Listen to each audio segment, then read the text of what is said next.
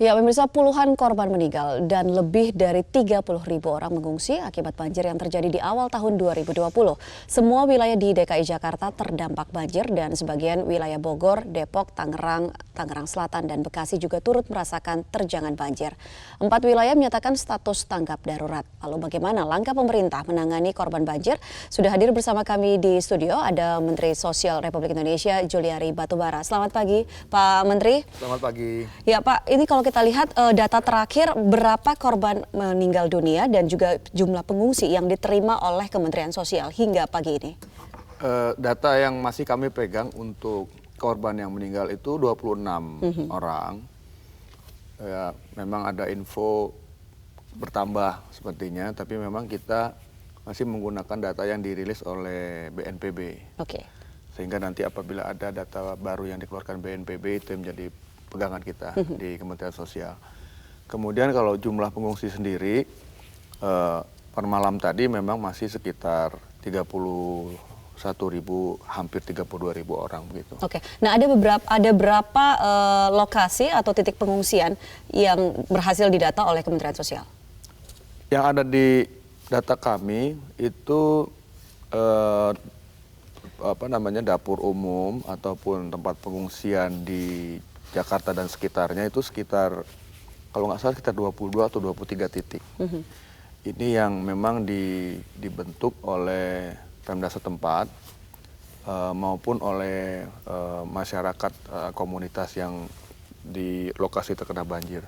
Ini yang didata kami, tapi mungkin bisa lebih karena memang ada mungkin posko-posko bantuan atau posko pengungsian yang dibentuk baru saja, dan mungkin juga oleh lembaga-lembaga atau non-kementeriannya seperti LSM begitu. Oke, nah dari kemarin Anda sempat berjalan-jalan ataupun juga mengunjungi, lebih tepatnya seperti itu, ke sejumlah lokasi pengungsian. Nah, dari pantauan Pak Menteri sendiri, seperti apa Pak kondisi para korban ini dan apakah bantuan ini sudah bisa tersalurkan seluruhnya? Karena kami masih mendapatkan juga ada warga yang mengatakan bahwa mereka belum mendapatkan bantuan logistik, terutama makanan seperti itu.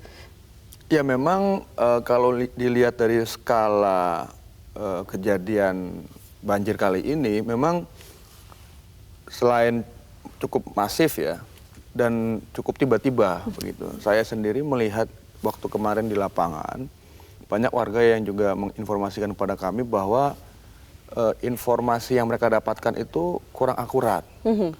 Sehingga jadi pada saat di Bendungan Katulampa yang selalu kita jadikan barometer gitu ya, ternyata airnya sudah lebih dari 250 cm begitu ya, atau bahkan sudah sampai 400 cm. Sementara informasi yang didapat sebagian warga itu belum.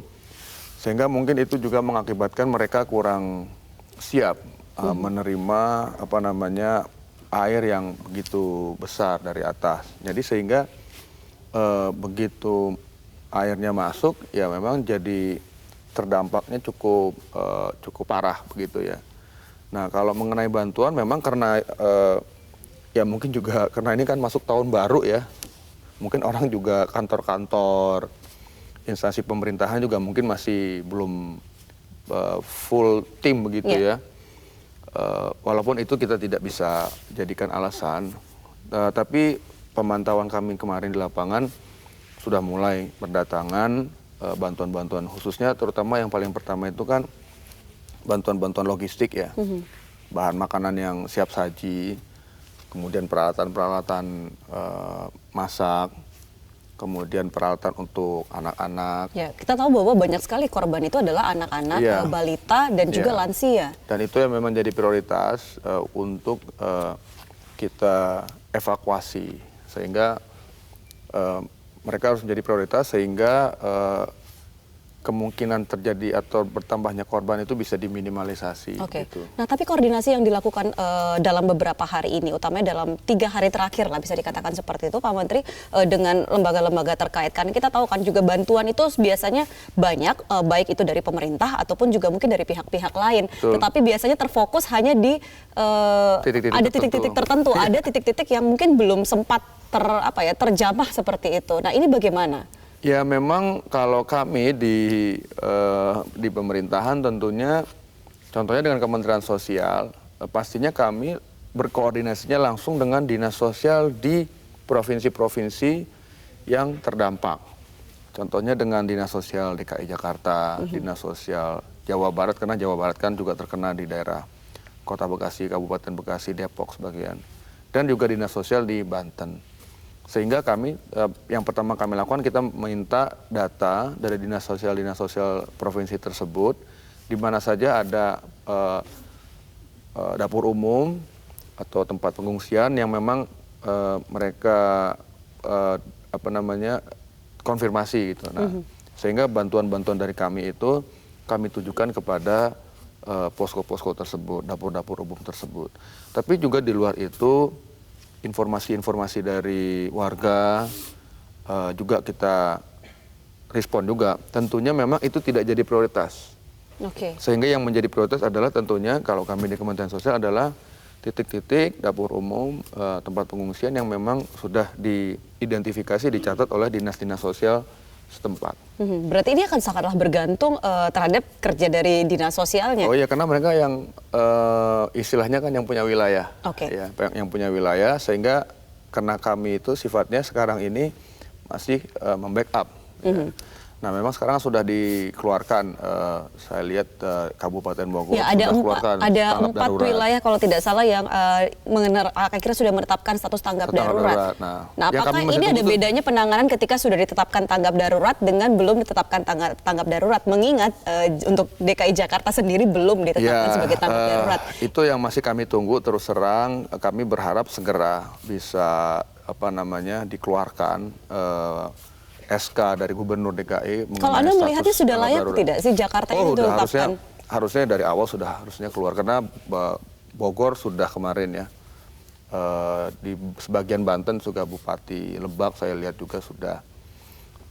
Saat ini memang bantuan yang dari pusat, contohnya dari Kementerian Sosial, itu mungkin sifatnya masih membackup begitu ya. Ya masih istilahnya kalau dari kami itu sifatnya masih kemanusiaan begitu ya. Tapi begitu nanti sudah ada SK dari kepala daerah yang terkena dampak banjir itu mengenai statusnya tanggap darurat, itu bantuan-bantuan akan lebih banyak. Karena secara gimana pun juga kami bekerja ada aturan yang mengikat gitu ya.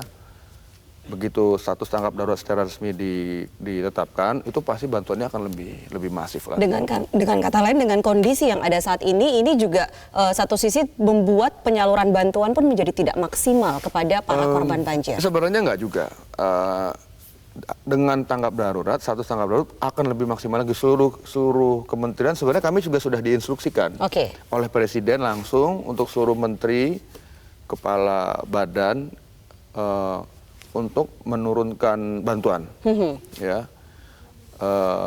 sehingga kita tidak berpatokan lagi dengan status penetapan tanggap status darurat tersebut.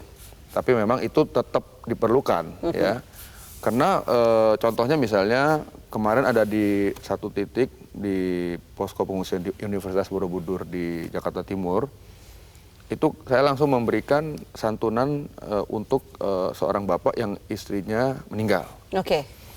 Sebenarnya itu terus terang memang harusnya diberikan pada saat tanggap darurat. Tapi kami melakukan hal tersebut karena tadi itu melihat sisi kemanusiaannya, dan juga memang saya kira sudahlah kita. Ada nggak sih Pak upaya yang sudah dilakukan dari Kementerian Sosial, termasuk mungkin Bapak sendiri untuk meminta kepada pemerintah Pemprov DKI Jakarta untuk menetapkan status tanggap darurat? Ini kita bicara soal evakuasi warga, kita bicara soal bagaimana memastikan bantuan ini tersalurkan, karena masih banyak warga yang mungkin juga belum bisa kembali ke rumahnya, walaupun banjir mungkin bisa dikatakan sudah mulai surut, ketinggiannya sudah mulai berkurang seperti itu.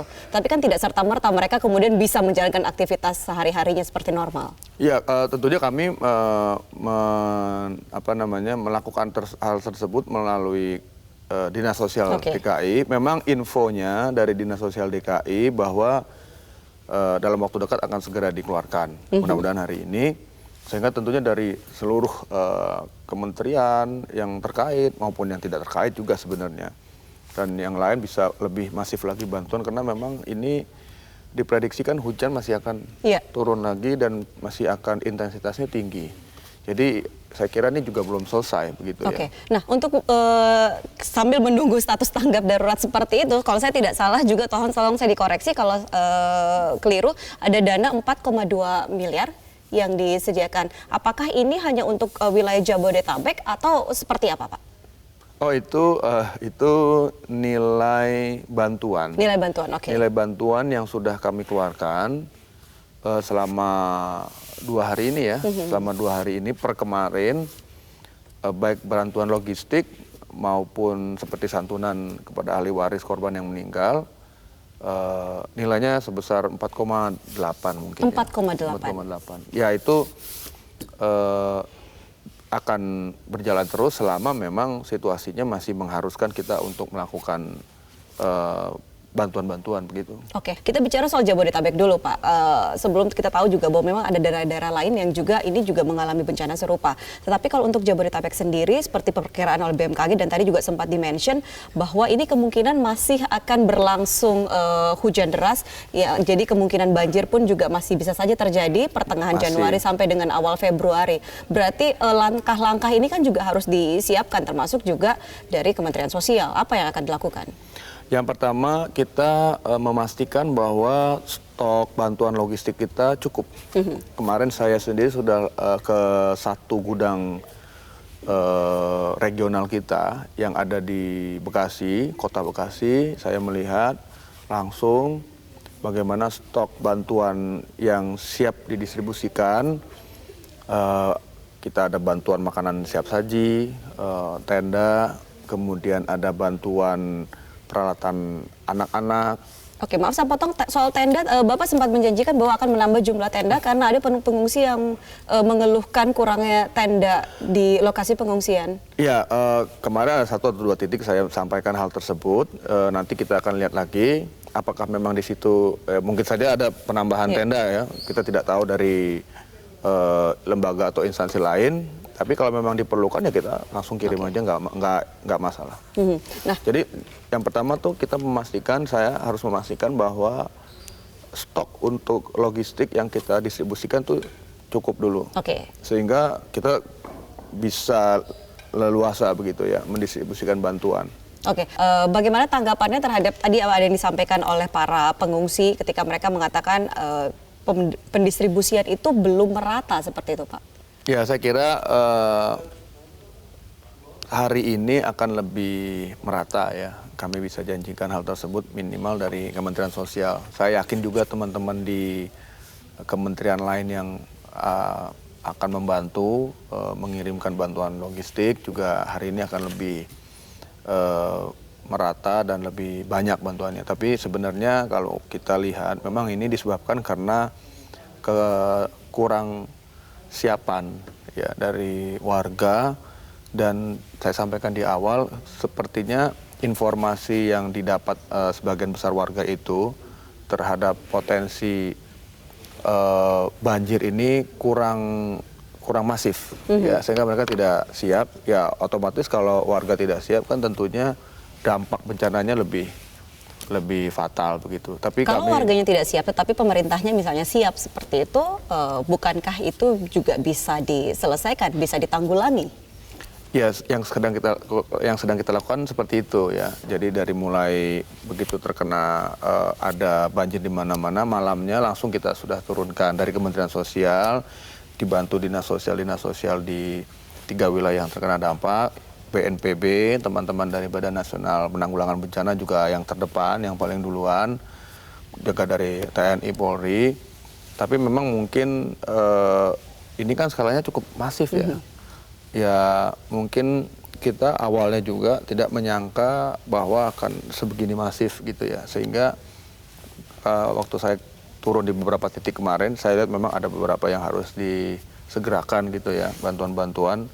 Ya mudah-mudahan akan lebih membaik lah. Kami yakin pemerintah akan hadir di tengah-tengah warga, memastikan bahwa warga semua mendapatkan bantuan yang layak, dan juga mudah-mudahan tidak terlalu panjang lagi ya status bencana ini sehingga bisa segera ada pemulihan. Dan inilah intervensi yang akan dilakukan.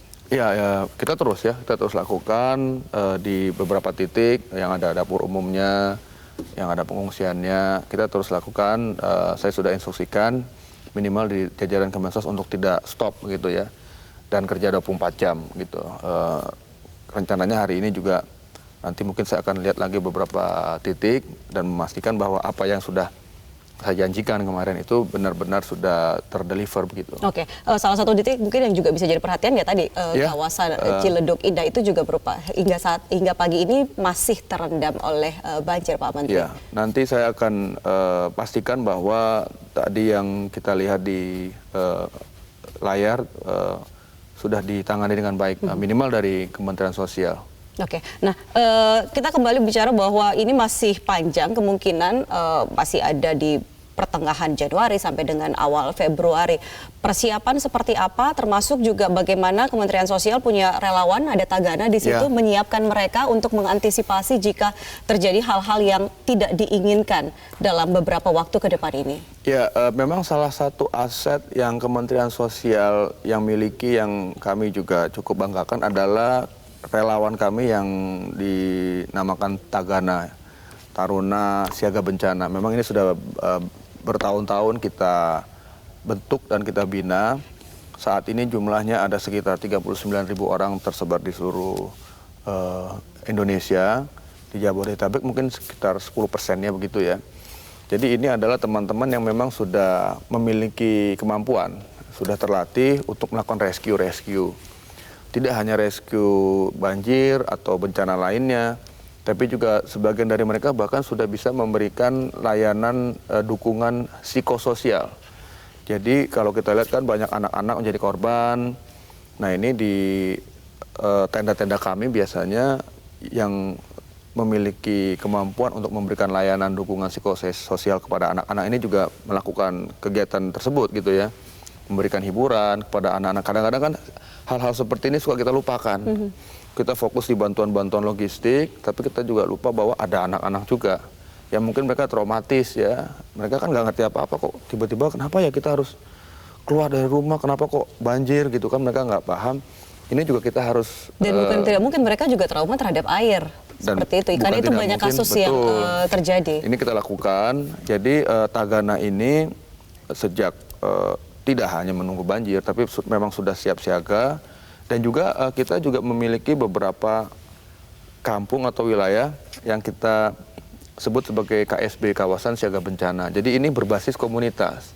Jadi ada beberapa wilayah yang sudah kita tetapkan sebagai KSB, Kawasan Siaga Bencana. Ini yang community base untuk penanggulangan bencana. Jadi kalau hanya mengandalkan kami dari Kementerian Sosial ataupun mungkin dari BNPB atau mungkin dari Basarnas itu kan pastinya tidak mungkin tertangani dengan baik. Nah, kok yang berdasarkan community base ini sudah tersedia di berapa lokasi, Pak?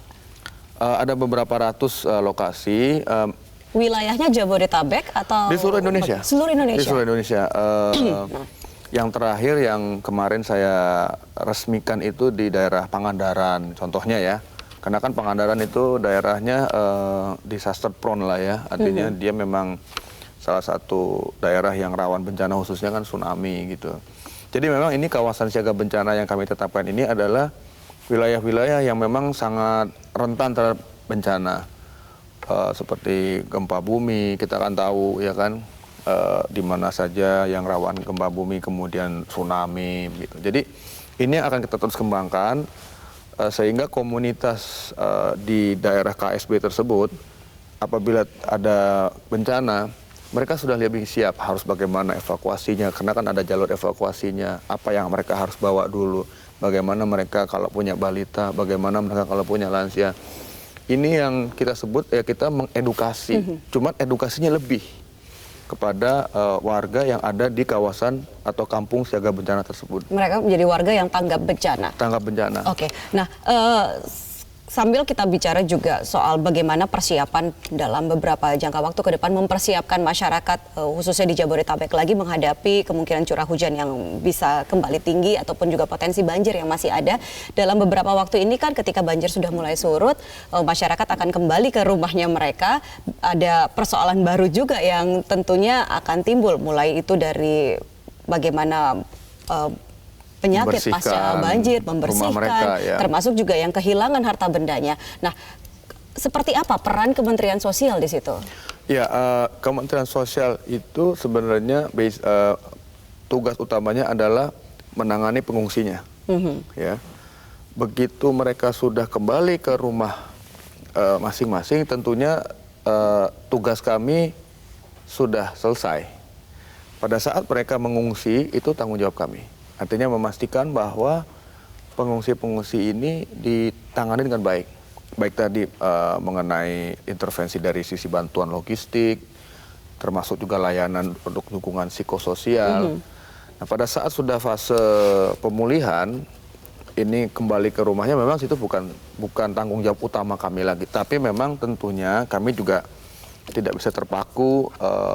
Dan belum semua loh masyarakat siap untuk kembali menata hidup mereka kembali pasca bencana banjir ini. Ya, memang nanti kan ada fasenya. Satu fase akan di mana memang sudah status tanggap darurat ini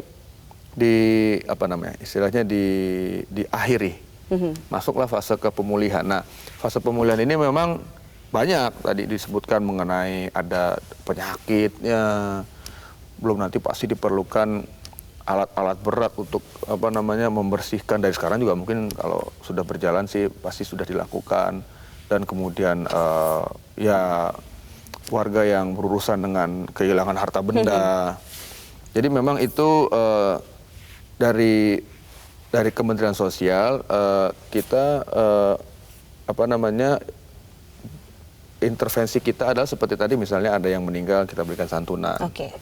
Gitu. Tetapi untuk perbaikan rumah tidak ada santunan ataupun tidak ada bantuan? Kalau dari Kementerian Sosial nggak ada. Dari Kementerian Sosial tidak ada? Dan mungkin dari kementerian atau lembaga lain saya nggak terlalu paham, tapi kalau dari Kementerian Sosial memang kita tidak memberikan bantuan yang sifatnya perbaikan rumah, begitu enggak. Baik, Pak Menteri, itu lagi-lagi masih ada bantuan yang belum terdistribusi dengan baik, masih ada warga yang terdampak namun mereka belum mendapatkan bantuan seperti itu. Ya memang kita juga selalu berharap tidak hanya pada saat banjir sekarang saja, ke depannya, khususnya pemerintah daerah, provinsi, kabupaten, kota, di daerah-daerah yang memang sangat rawan bencana, mereka kan paham ya, rawan bencana. Itu kita harapkan sekali mereka memberikan perhatian lebih untuk minimal menjaga atau memastikan mereka punya stok logistik yang harus disiapkan apabila bencana datang. Sehingga tentunya yang pertama bisa intervensi langsung ke wilayah itu pasti yang punya wilayah. Ya, dari pemerintah kabupaten, pemerintah kota maupun pemerintah provinsi. Setelah itu baru dari kita. Walaupun kita pun tidak menunggu hal seperti tersebut ya.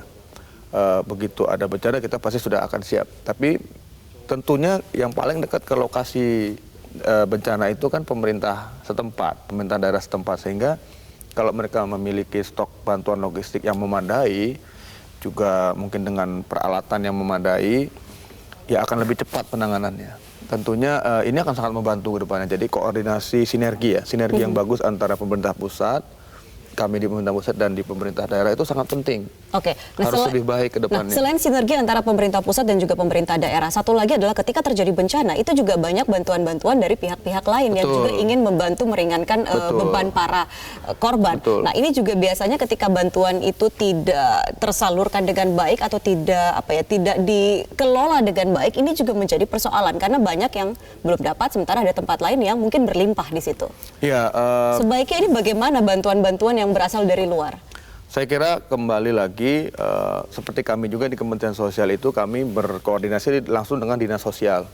Dinas sosial setempat, mereka ada titik-titik di mana yang bisa kita salurkan bantuan. Karena memang bukan kita yang buka kan, dapur umum, kampung pengungsian. Nah begitu kita dapat datanya seperti kemarin dengan Dinas Sosial Jakarta, Jawa Barat, Banten, ya kita langsung fokuskan di situ. Nah di luar itu pun memang ada mungkin seperti LSM atau apa yang minta tolong untuk ditambahkan bantuannya, kita juga intervensi walaupun tentunya tidak bisa banyak. Karena kita tetap, karena kami dari pemerintah pusat tentunya kita masuk atau intervensi mengirimkan, mendistribusikan bantuan memang ke titik-titik yang sudah ditetapkan sebagai titik-titik yang resmi begitu ya oleh pemerintah daerah. Nah sehingga kalau ada teman-teman kita, saudara-saudara kita yang ingin membantu, tentunya mungkin paling mudah adalah menghubungi pemerintah setempat. Oke. Di mana sebenarnya kalau di jalan aja kan kelihatan ya.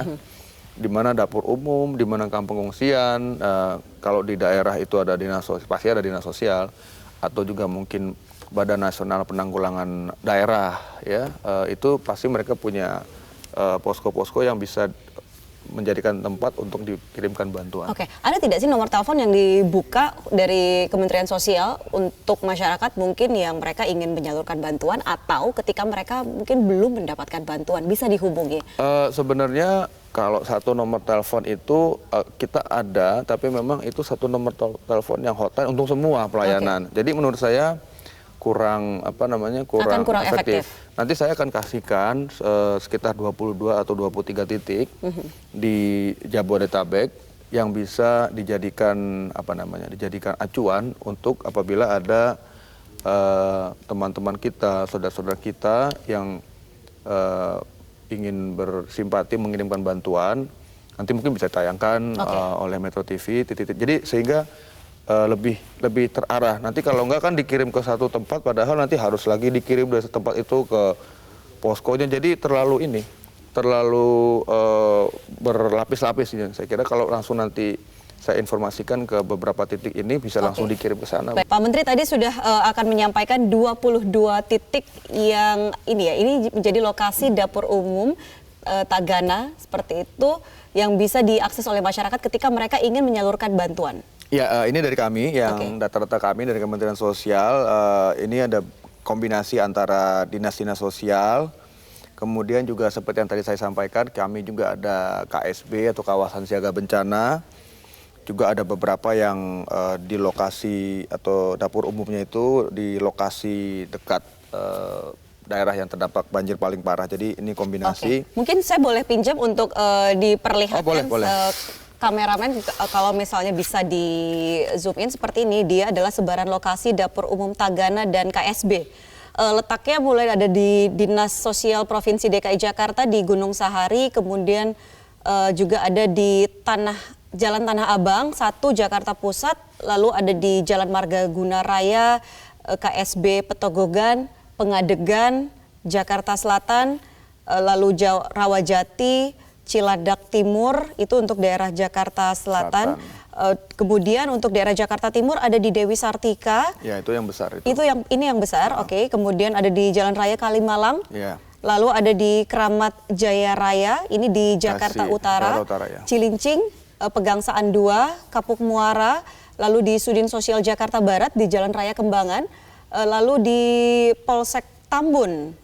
Ini ada di Jalan Sultan Hasanuddin, Bekasi, lalu di kantor Camat Babelan, Bekasi, kemudian di Jenderal Ahmad Yani, Kota Bekasi, Jawa Barat, kemudian juga ada di Lapangan Desa Cipendei, Padalarang, lalu di Bojongkulur, Gunung Putri, Cigudeg, Kabupaten Bogor, Jasina, Kabupaten Bogor, Desa Lebak Gedong, Gedung PGRI Desa Calung Bungur, Kecamatan Sajra, Lebak, Banten. Ya, itu daerah-daerah yang agak ini daerah-daerah parah agak parah.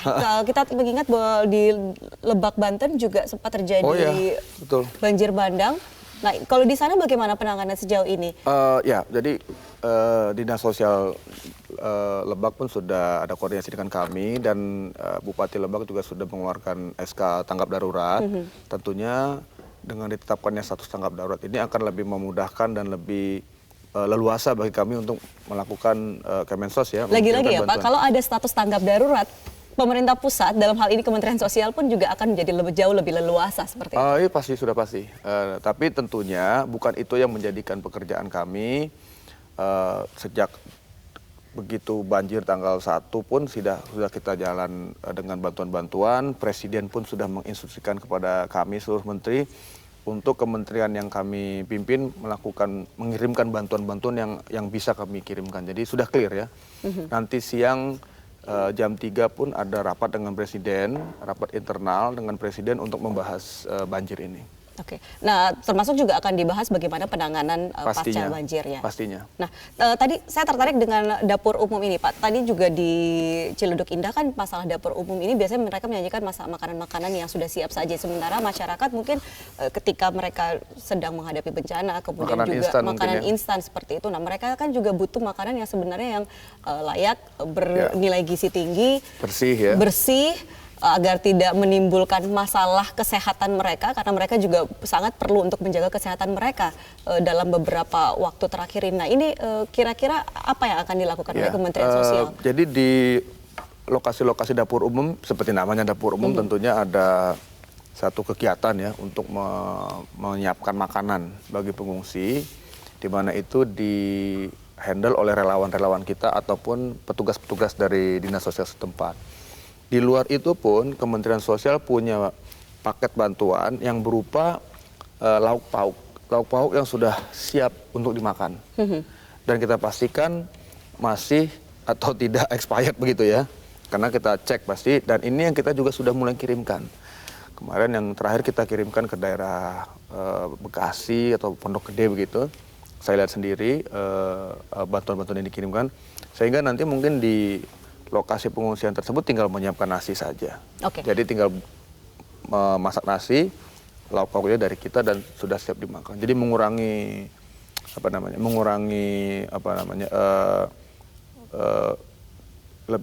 bisa lebih mempercepat kepastian bahwa pengungsi-pengungsi yang ada di sana bisa makan dengan tenang begitu ya. Bagaimana dengan melibatkan pihak-pihak lain? Misalnya nih Pak, kita tahu misalnya di pondok pesantren, ada satu daerah yang ada pondok pesantren di situ, kemudian mereka tuh kan sudah terbiasa untuk memasak, mereka juga memiliki dapur. Kalau tempat itu juga terdapat misalnya pondok pesantren di situ, apakah atau mungkin tempat-tempat lain yang bisa difungsikan sebagai dapur daripada membangun dapur umum baru, apakah ini juga dilakukan oleh? Iya, itu kombinasi semua. Kombinasi semua dari dapur umum, tentu dapur umum kan bentuknya kayak tenda begitu ya. Di dalamnya ada kompor dengan alat-alat memasak yang lengkap. Tapi juga memang ada tempat-tempat tertentu yang sudah siap, ya itu juga silahkan bisa jalan juga, dan di lapangan juga sebenarnya sudah terjadi seperti itu. Jadi segala cara ditempuh untuk memastikan masyarakat ataupun para korban ini bisa mendapatkan asupan makanan, kemudian juga hal-hal lain, bantuan-bantuan lain. Iya, saya kira ini kan effortnya harus kombinasi antara pemerintah pusat, pemerintah daerah, dan juga masyarakat. Tentunya pemerintah pusat sendiri tidak mungkin bisa menangani dengan baik, pemerintah daerah juga begitu. Tentunya kita harapkan juga, saya kira kan orang Indonesia ini kan sangat peduli sosial ya. Sangat gotong royong. Jadi ini juga sebenarnya modal kita juga dalam menghadapi bencana-bencana seperti ini. Nggak perlu diminta pun, mereka kadang-kadang yang rumahnya aman di daerah tersebut jadi tempat pengungsian. Saya sendiri lihat kemarin di dekat Ciliwung situ, saya tanya ngungsi di mana, di situ belum ada tempat pengungsian, ngungsi ke rumah tetangganya. Jadi hal-hal yang sifatnya gotong royong seperti ini memang juga memudahkan kami dari pemerintah untuk menangani bencana seperti banjir ini. Jadi kami sangat apresiasi hal tersebut. Mudah-mudahan ini juga bisa membantu mempercepat penanganan daripada saudara-saudara kita yang terpaksa harus mengungsi ya. Dan salah satu juga mungkin yang memudahkan pendistribusian atau penyaluran bantuan itu adalah ketika warga pun mau atau berada di lokasi pengungsian. Iya, mereka bisa bantu langsung juga ya. Jadi prinsipnya Presiden sudah perintah pada karena kami masih semua. Banyak warga yang mereka ketika terjadi banjir memilih untuk berada di rumahnya dengan alasan ada satu dan lain hal, mungkin juga menjaga harta benda mereka seperti itu. Tetapi satu sisi juga itu mungkin agak menyulitkan distribusi bantuan. Dan bahaya. Oke. Jadi memang ada beberapa titik kemarin saya lihat dengan perahu karet begitu, mereka masih bertahan di lantai 2, padahal di bawahnya sudah air semua. Ya memang kita minta supaya segera dievakuasi ya dengan menggunakan perahu karet, dengan menggunakan tambang kalau yang masih tidak terlalu dalam gitu airnya. Tapi memang ya sekali lagi kadang-kadang warga ini ada juga yang memang merasa rumah itu kan segala-galanya. Kalau saya tinggalkan bagaimana nanti tiba-tiba ada yang masuk ke rumah mengambil sesuatu. Jadi memang hal seperti ini memang harus kita yang mengadvokasi gitu ya, supaya mereka ya keluar dan masuk ke satu tempat yang lebih aman, tentunya dengan ada bantuan-bantuan, sehingga kalau ada hujan intensitas tinggi lagi tidak lebih parah. Dan kalau di dalam mereka kan nggak bisa dapat makan. Ya. Kalau di luar di tempat pengungsian di dapur umum mereka bisa dapat makan. Baik, baik Pak Menteri, kita tahan sejenak. Ini ada penelpon dari Yulia, warga Babelan, Bekasi yang sudah bergabung bersama kami di telepon. Selamat pagi, Ibu Yulia. Iya pagi. Baik, Ibu Yulia, apa yang ingin Anda sampaikan? Silahkan. Iya, ini kita udah di tempat pengungsian, Mbak, udah 3 hari. Dari hari Rabu kemarin, air udah seatap. Dan tidak ada bantuan apapun ke tempat kita. Karena kita kan tempatnya terlalu dalam ya, mungkin tidak terpantau. Orang kelurahan pun tidak ada yang datang ke kita. Baik, Ibu Yulia, bisa diinformasikan lokasi lokasi pasti atau lokasi tepatnya pengungsian Ibu Yulia bersama dengan warga lainnya? Di daerah Sukamekar. Maaf, boleh diulang? Daerah Sukamekar. Kelurahan Sukamekar kita mengungsinya. Baik. Kota Bekasi atau kabupaten ya? Ini Kota Bekasi. Kabupaten Bekasi. Ada berapa banyak warga yang mengungsi di sana, Ibu? Dan apa bantuan yang dibutuhkan? Hampir 500 kakak. Hampir 500 kepala keluarga. Komplek perumahan Grand Permata Residen. Grand Permata Residen. Babelan, Kecamatan Tambun Utara. Baik. Bantuan apa yang dibutuhkan di sana? Pemkot pada datang ke kita. Kasihan anak perahu karet pun nggak ada yang pada evakuasi kita. Warga menggunakan rakit. Dan ada yang meninggal 1 orang katanya. Baik.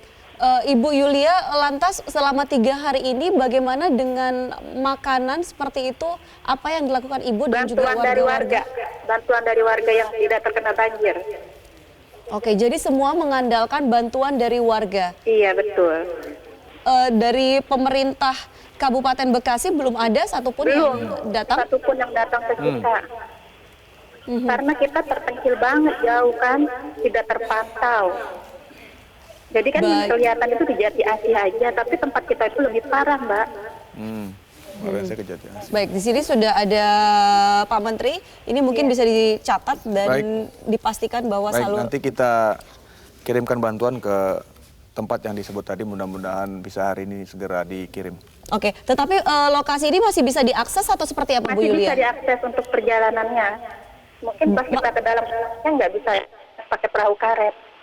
Baik, tapi Ibu masih lokasi pengungsian masih bisa diakses ya? Iya, karena kita kan di kelurahan posisinya. Baik.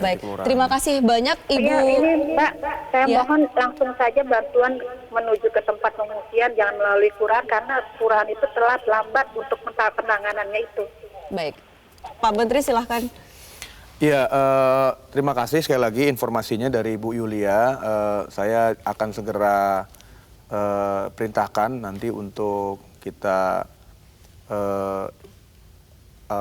kirimkan bantuan yang bisa kita kirimkan bantuan. Mungkin kebetulan kami Kementerian Sosial juga ada gudang di Kabupaten Bekasi, mudah-mudahan tidak terlalu jauh ya. Tadi ada itu juga di Babelan, itu kalau saya tidak salah sempat saya baca. Ada juga, tapi mungkin ini kan agak, kita belum tahu nih posisi tepatnya di mana?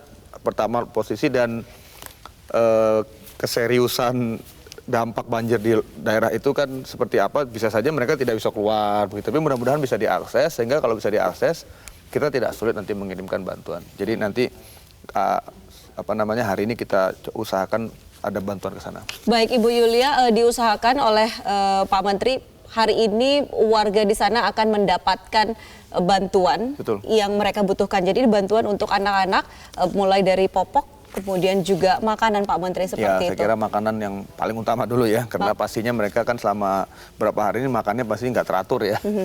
Baik, kita nanti juga masih akan lanjutkan lagi perbincangan, termasuk juga pemirsa Anda dapat kembali menghubungi kami dan berbincang langsung bersama dengan Menteri Sosial Republik Indonesia di sini. Anda bisa menghubungi nomor telepon kami di 021 5820 4050 5820 4050. Breaking News Metro TV akan segera kembali.